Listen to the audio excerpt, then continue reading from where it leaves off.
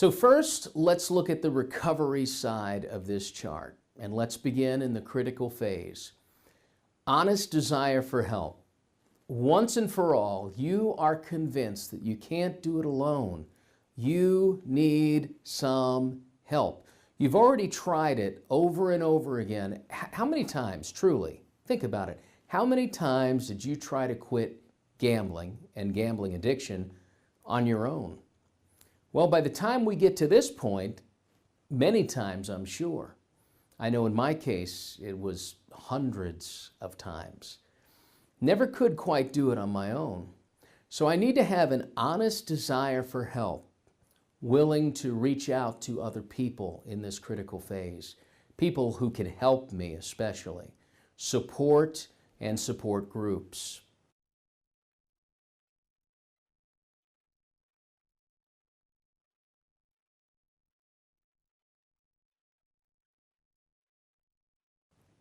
Next, you'll become more realistic.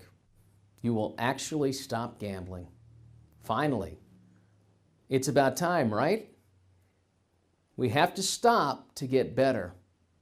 There is no halfway or just a little bit way to do this. We have to stop gambling.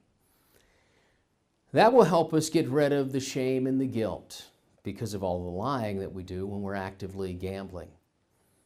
And that will make us hopeful.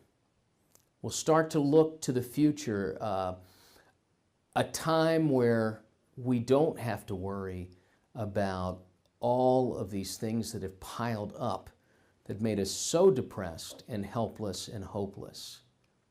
And we're going to do this work a day at a time, not a week at a time or 2 months at a time or jump into 5 years from now. We have to take it slow. We didn't get here overnight.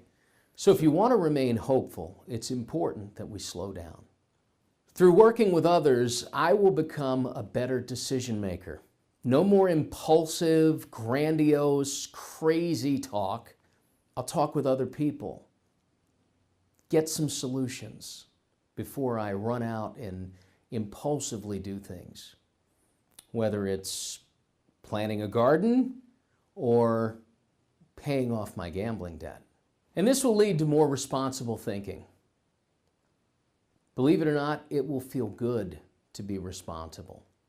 We know for a fact that avoiding responsibility is one of the big downfalls in gambling addiction. Avoiding responsibility at all cost.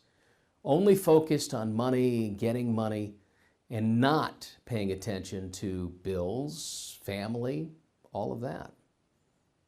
Imagine your first thought being, how can I handle this situation responsibly?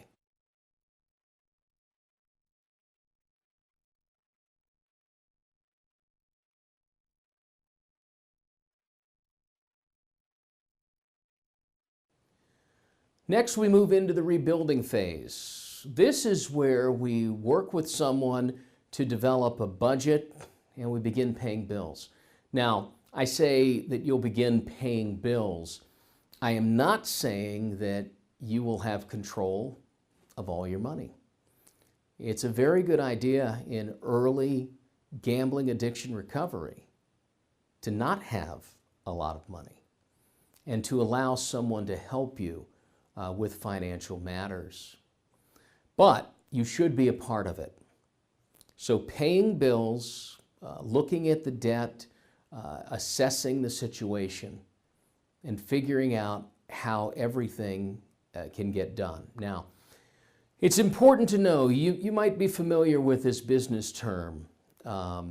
In sales, often they talk about under-promise and over-deliver. Unfortunately, for compulsive gamblers, we often over-promise and under-deliver. It's important when you decide the debts that you're going to pay back and how much you're going to pay that you don't overdo it. Smaller payments over a long period of time are far better than trying to bulk out large payments and put yourself in a financial bind.